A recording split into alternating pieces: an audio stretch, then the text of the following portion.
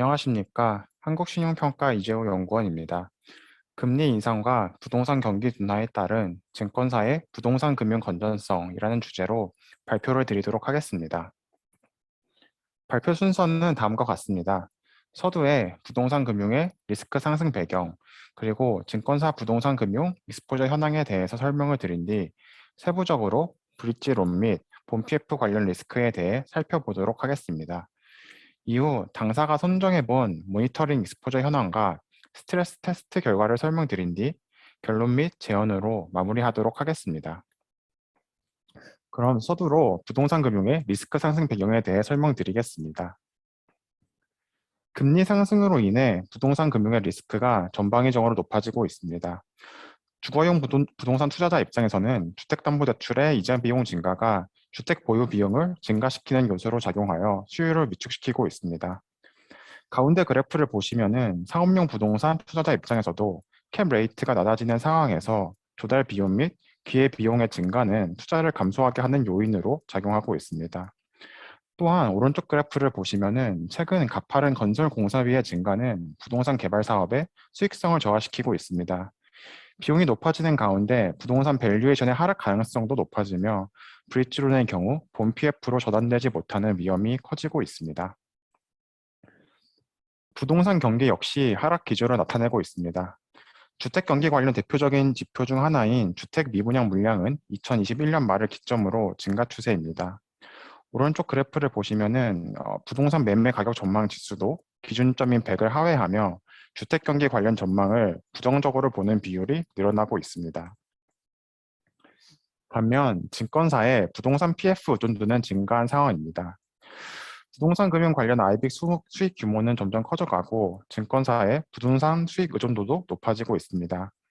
특히나 가운데 그래프를 보시면은 사업 기반 다각화가 상대적으로 미흡한 중소형사는 부동산 및 IB 수익 의존도가 더욱 크게 나타나고 있습니다. 한편 오른쪽 그래프를 보시면은 코로나19로 인해서 주춤했던 증권사의 부동산 PF 관련 익스포저 규모는 점차 다시 증가세를 나타내고 있습니다. 본격적으로 증권사의 부동산 금융 익스포저 현황에 대해 설명드리도록 하겠습니다. 본 분석에 앞서 자료의 구성에 대해 설명드리겠습니다. 본 자료는 총 24개사의 자료를 바탕으로 구성이 되어 있습니다. 분석의 편의를 위해 자본 규모에 따라서 대형, 중형, 소형으로 그룹을 분류하였습니다. 시점은 2022년 3월 말 기준이며 계정 형태별로는 우발부채, 대출채권, 펀드 등을 포함하고 있고 사업 단계별로는 크게 브릿지론, 본 PF, 논 PF의 세 단계로 이루어져 있습니다. 그러면은 부동산 금융 익스포저의 개괄적인 구성을 살펴본 뒤 이후 세부 분석에서는 최근 이슈가 되고 있는 부동산 개발 사업 관련 익스포저인 브릿지론과 본 PF의 리스크를 중점적으로 다뤄보도록 하겠습니다. 가장 개괄적인 부동산 금융 익스포저 현황입니다. 계정 형태별로는 우발부채, 대출채권, 부동산 펀드 등을 모두 포함하고 있습니다. 증권사의 총 부동산 금융 익스포저 규모는 44.7조 원으로 집계가 되고 있는 자본 대비 비중은 약 64%에 달하고 있습니다. 그룹별로는 자본 대비 익스포저 비중은 평균적으로는 대동소이한 것으로 나타납니다. 하나 특징적인 것은 아래 그래프의 형태를 보시면은 대형사의 펀드 형태의 익스포저 규모가 타 그룹 대비 크다는 점을 알 수가 있습니다. 대형사 중에서는 메리츠, 중형사 중에서는 현대차와 하이, 소형사 중에서는 다올의 부동산 익스포저가 업계 평균 대비 큰 편이고 반면에 키움, 유아타, 신영 이베스트 등은 업계 평균 대비 부동산 노출도가 낮은 편입니다. 부동산 펀드 익스포저를 살펴보면은 아까 말씀드린 대로 부동산 펀드는 대부분 대형사가 보유를 하고 있습니다. 가운데 지역별 비중을 보시면은 해외가 77%로 높은 비중을 차지하고 있습니다. 이는 해외 대체 투자 영업의 일환으로 해외 오피스 및 호텔 관련 익스포저들을 대형사가 많이 보유하고 있는 것으로 파악됩니다. 한편 급격한 금리 상승으로 인해 해외 오피스 등의 건전성 저하 우려가 높아지고 있으나 현재 부동산 펀드 관련 익스포저는 자료의 불투명성이 높아서 세부적인 리스크를 파악하기 어려운 블랙박스 형태로 남아 있어서 주의가 필요합니다. 이후 분석은 자료의 한계 등을 고려하여 펀드를 제외한 부동산 금융 익스포저 현황에 대해서 분석을 진행할 예정입니다. 펀드를 제외하고 계정 형태별로는 오발부채와 대출채권 형태로 구성이 되어 있고 사업 단계별로는 브릿지론, 본 PF, 논 PF 등 세 가지로 구성이 되어 있습니다. 부동산 금융 익스포저 내 본 PF의 비중이 가장 높기는 하지만 브릿지론의 비중도 약 23%로 과거 대비 브릿지론의 취급이 많이 늘어난 것으로 파악이 됩니다. 또한 아래쪽 그래프를 보시면 대체로 자본 규모가 큰 증권사들의 논 PF 익스포저 비중이 높게 나타납니다. 이는 논 PF인 부동산 담보 대출이나 부동산 매입 금융 같은 상대적으로 수익률이 낮고 자본력이 필요한 금융은 대형사 위주로 취급이 되기 때문인 것으로 분석을 합니다. 흔히 말하는 해외 대체 투자 익스포저가 대형사에 많은 것도 이 이유 중 하나입니다. 펀드 익스포저를 제외 시 미래 등 대형사의 부동산 금융 익스포저 비중이 이전의 그래프 대비 많이 낮아졌고 중형사 중에서는 현대차가 부동산 펀드 익스포저가 컸던 것으로 나타납니다.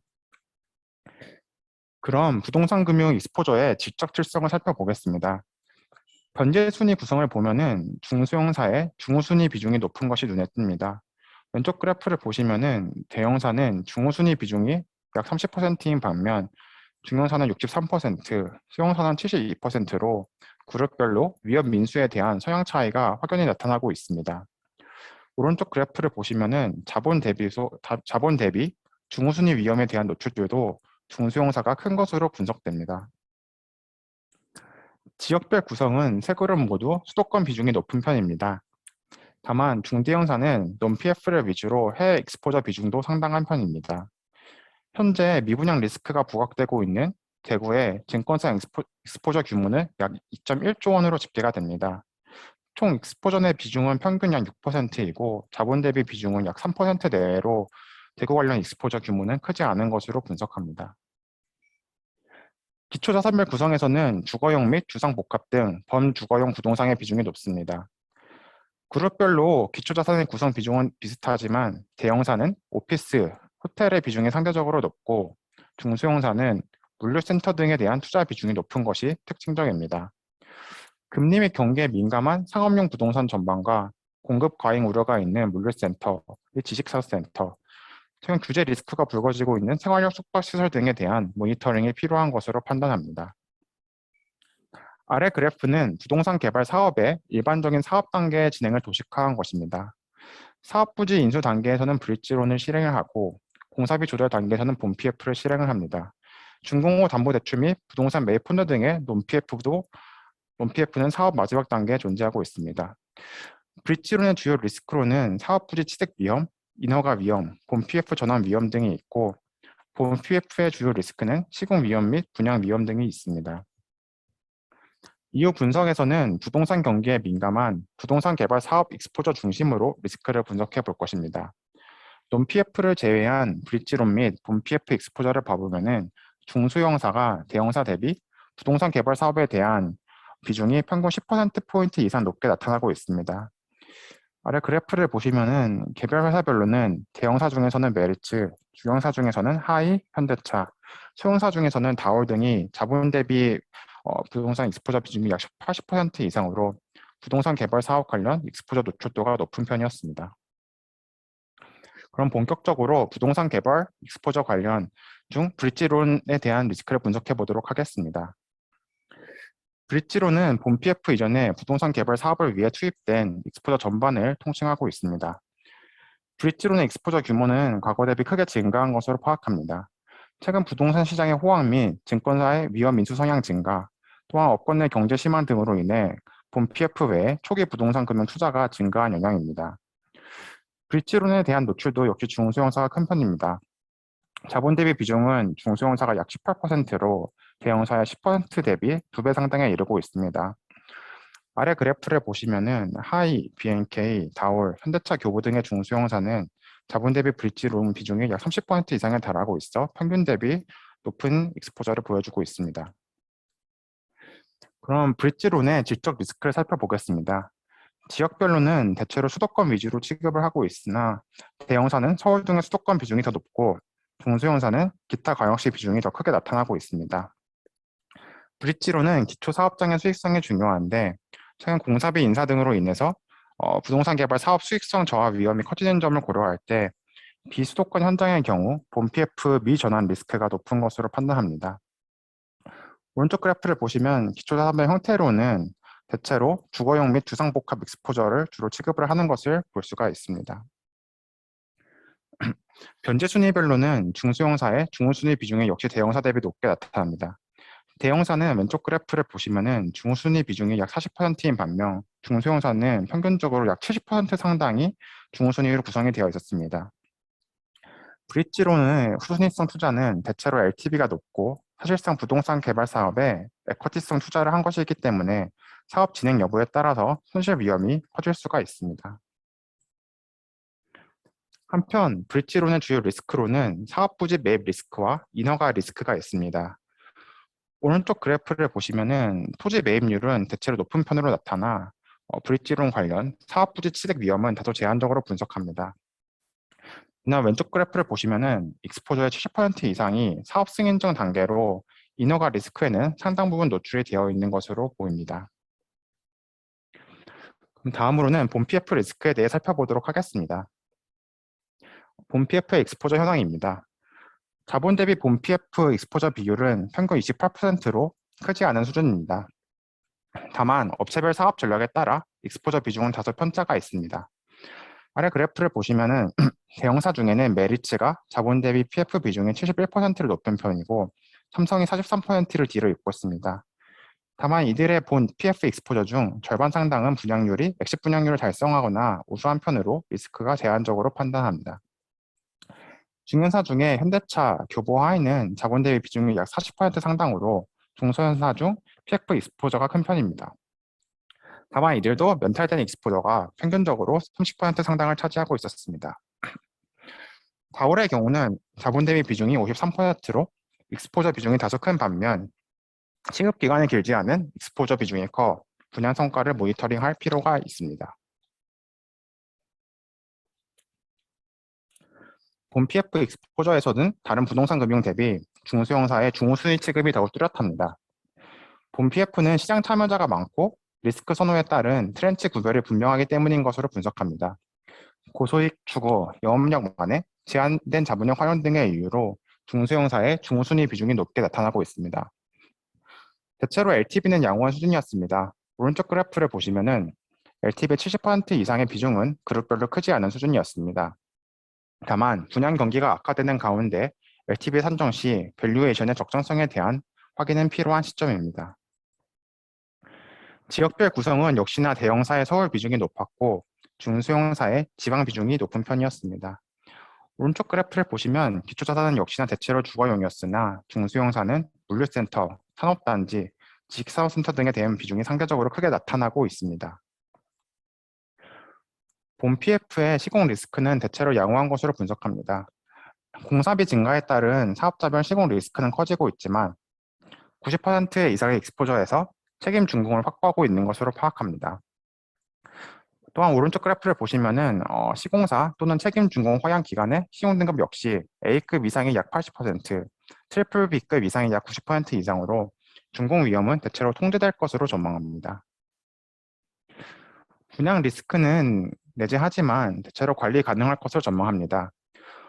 왼쪽 그래프를 보시면은 엑시트 분양률에 도달하거나 도달률이 70% 이상인 사업장 비중이 업계 평균적으로 약 40% 내외에 이르고 있고 이 익스포저들은 분양 리스크가 크지 않을 것으로 예상합니다. 다만 분양 전 사업장의 비중 역시 커 분양 성과를 지켜볼 필요가 있습니다. 최근 미분양 리스크가 증가하고 있어 체급 시기 및 공정률 대비 분양률이 미흡한 사업장을 모니터링하고 있습니다. 다만 오른쪽 그래프를 보시면은 자본 대비 분양 전 미분양 익스포저 규모가 크지 않아 증권사의 자본력 내에서 분양 리스크는 대체로 흡수 가능한 수준으로 판단합니다. 브릿지론과 본 PF 관련 양적, 질적 리스크 현황을 살펴봤습니다.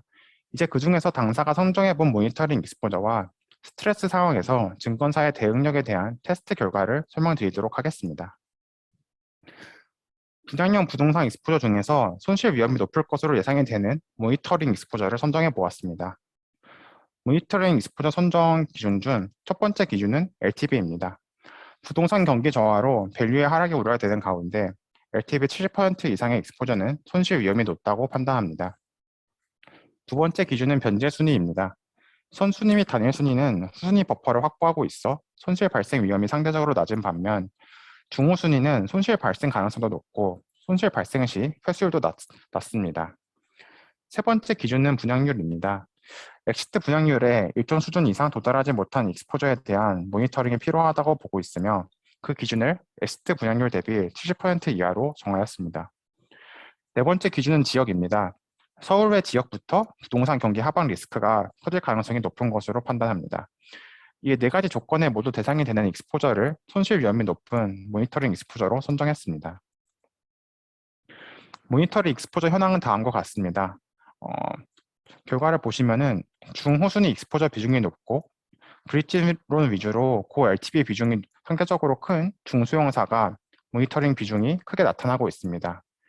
또한 아래 그래프를 보시면은 본 PF의 경우는 대부분 모니터링 대상에서 선정이 안 된 점도 눈에 띕니다. 평균적으로 자본 대비 모니터링 익스포저의 비중은 대형 5%, 중형 17%, 수용 20%로 역시나 중수용사가 크게 나타나고 있습니다. 아래 그래프에서는 다올, 하이, 교보, BNK 등의 모니터링 익스포저 비중이 높은 편입니다. 이들의 비서울, 중후순위, 브릿지론이 상당 부분 모니터링 익스포저로 선정이 되었습니다. 단서로 달아둘 것은 당사의 모니터링 익스포저는 부실이 실제로 발생한 익스포저가 아니기에 향후 사업장별 성과 및 증권사의 회수 조치 노력 등에 따라서 투자 성과는 우수할 수가 있습니다. 특히 대부분의 모니터링 익스포저가 브릿지론으로 사업장별 본 PF 전환 여부에 따라서 모니터링 익스포저의 부실화 여부는 크게 차별화될 수 있습니다. 다음은 증권사들이 부동산 시장 하락에 대한 대응력이 어떻게 되는지를 살펴보기 위한 스트레스 테스트의 과정입니다. 세부 과정은 다소간 복잡하오니 장표를 참조 부탁드립니다. 기본적인 과정은 첫째, LTV 산정 시 기준이 되는 부동산 담보 가치가 일률적으로 10%에서 50%까지 하락을 하는 상황을 가정하여 봤습니다. 이 과정에서 지역별, 기초자산별로는 동일한 하락률을 가정하였습니다. 모든 익스포저가 동일 하락률을 가정 시 견딜 수 있는 여력을 테스트하는 것이 의미가 있다고 판단하였습니다. 둘째로는 변제 순위 및 분양률에 따라서 회수율이 차별화될 것으로 가정하였습니다. 기본적인 전제는 선순위가 중후순위 대비 손실률이 낮고 분양률이 높을수록 최종 손실률이 낮다고 가정을 하였습니다. 스트레스 테스트의 결과입니다. 왼쪽 하단 그래프를 보시면은 대형사는 평균적으로 부동산 하락에 대한 손실 발생 부담이 크지 않은 반면 일부 중소형사는 부동산 시장이 급등 시 손실 부담이 상당할 수 있을 것으로 분석합니다. 이 그래프를 읽어보면은 부동산 담보 가치가 30% 하락하는 상황에서도 대형사는 평균적으로 자본 대비 약 3%의 손실밖에 발생이 안 하는 것으로 분석을 합니다. 다만 일부 증권사는 스트레스 테스트에서 자본 대비 손실률이 30%를 초과할 수도 있는 것으로 나타납니다. 테스트 결과를 해석해 보면은 본 PF는 대체로 LTV가 낮아 일정 수준 하락률까지는 손실이 크게 발생 안 하는 것으로 분석되나 중순위 브릿지로는 높은 LTV를 고려 시 본 PF를 못 넘어갈 경우 대부분 전액 손실로 추정이 된 영향입니다. 다만 이는 단순한 가정에 의한 테스트 결과로 해석에 역시 주의가 필요합니다. 부동산 금융의 특성상 부동산 시장이 전반적으로 하락을 하더라도 금융사들은 즉시 손실을 인식하기보다는 장기간 보유하면서 가치 회복을 도모할 가능성이 높을 것으로 예상합니다. 다음은 우발부채 관련 증권사의 유동성 대응력 테스트입니다. 위의 그래프를 보시면은 부동산을 포함한 모든 우발부채를 일시에 인수한다고 가정한 규정 유동성 비율도 대부분의 증권사가 100%를 상회하고 있습니다. 또한 아래 그래프를 보시면 우발부채가 취급 월별로 일정 정도 분산이 되어 있어서 증권사가 일시에 우발부채 관련 유동화 증권을 전액 인수할 부담은 크지 않을 것으로 전망합니다. 그럼 분석 결과에 대한 요약과 지원으로 발표를 마치겠습니다. 분석에 대한 주요 결과 요약은 다음과 같습니다. 첫째, 대형사 대비 중소형사의 부동산 금융 관련해선 위험 인수 성향이 전반적으로 높게 나타나고 있습니다. 둘째, 모니터링 익스포저를 살펴볼 때 대형사는 대체로 브릿지론 및 본 PF 관련 리스크가 제한적입니다. 다만 일부 중소형사는 부동산 경기에 민감한 중순위 브릿지론 익스포저가 커 수익성 및 자산 건전성 위험에 노출이 되어 있는 것으로 분석합니다. 셋째, 전반적으로 부동산 금융의 수도권 비중이 높고 취약 지역의 편중 리스크는 크지 않은 것으로 판단합니다. 다만 대형사를 중심으로 해외 익스포저에 대한 리스크가 상존하고 있습니다. 넷째로는 본 PF 익스포저는 LTF, LTV, 부작용들은 고려 시 대체로 최종 손실 위험은 크지 않을 것으로 분석합니다. 마지막으로 브릿지론의 리스크가 전방위적으로 높아지고 있습니다. 중순위 브릿지론은 부실화 발생 시 전액 손실 위험이 커 브릿지론의 회수 추이 및 건전성 저하 여부가 중요합니다. 마무리 전에 증권사 규제 관련 두 가지 제안을 드리도록 하겠습니다. 우선 증권사의 건전성 분류 기준 강화가 필요합니다. 최근 채무부 등 확대 등으로 건전성 분류의 중요성이 커지고 있으나 규정이 변화를 따라오지 못하고 있습니다. 타 업권 대비 분류 기준이 약하고 조기 경보 기능도 수행하지 못하는 것으로 판단합니다.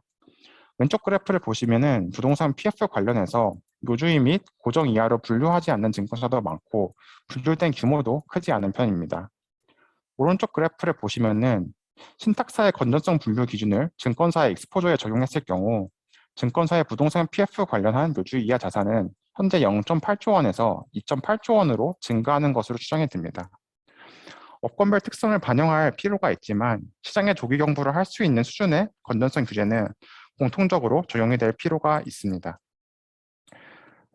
또한 위험을 반영하여 차등화된 NCR 가중치를 부여할 필요가 있습니다. 현재는 부동산 BF 관련해서는 기초자산의 질을 구별하지 않고 일률적인 NCR 가중치가 부여되고 있습니다. 이럴 경우 증권사는 같은 규모일 경우 하이 리스크, 하이 리턴인 딜을 우선 편입할 유인이 존재합니다. 실제로 자본 여력이 작은 증권사일수록 고위험 딜을 수행하고 있습니다. 위험을 반영한 NCR 가중치가 부여될 경우 증권사 자체적으로 위험 선별 및 관리 기능이 강화될 것으로 기대됩니다. 마지막으로 증권 산업에 대한 전망 및 부탁으로 발표를 마무리하겠습니다. 증권업 전반의 수익성 저하 및 건전성 위험이 확대되고 있습니다. 가파른 금리 상승세와 경기 침체 우려의 이중고가 금융시장 불확실성을 증폭시키고 있습니다. 증권업의 수익성은 유동성 거품이 사라지며 코로나19 이전 수준으로 회귀 중입니다. 유동성 장세 속에서 위험을 과도하게 인수했던 일부 증권사는 수익성 저하뿐만 아니라 투자자산 부실화 위험에도 노출이 된 상황입니다. 다만 유동성 위험에 대한 경계는 하되 과도한 우려는 모두에게 독이 될 수 있습니다. 시장 조달이 큰 증권사의 특성상 건전성 저하 위험은 증권사의 유동성 위험뿐만 아니라 시장의 신용 경색을 야기할 가능성이 존재합니다. 다만 아까 분석 결과에서 보듯이 극단적인 상황에서도 대부분의 증권사가 3개월 보유 유동성으로 부동산 관련 우발 부채를 인수할 수 있고 대형사는 계열 등의 지원 가능성을 고려할 때 유동성 버퍼가 더욱 큰 편입니다. 증권사 건전성 관련한 자료의 투명한 공시가 증권사의 유동성 위험을 낮추고 시장의 신용 경색 위험을 낮춘다는 점에서 각 증권사 및 금융당국의 공시 강화 노력이 필요하다고 생각합니다. 마지막으로 자본시장 내 투자은행의 역할을 주문하고 싶습니다. 현재는 업황 시기가 불투명한 리스크 관리의 시기이나 조만간 투자 자산들의 높아진 수익률과 낮아진 밸류에이션을 고려할 시 투자 자산의 투자 매력이 더 커지는 시기가 올 것입니다. 위기 속에서 옥석을 발굴하는 딜 발굴 능력과 심사 능력이 이후 영업 성과를 차별화할 것입니다. 증권사들은 부동산 금융에 천편일률적으로 매달리기보다는 기업금융 및 모험자본 공급 등 투자은행 본연의 모습에 집중할 필요가 있을 것으로 생각합니다. 이상으로 발표를 마치도록 하겠습니다. 감사합니다.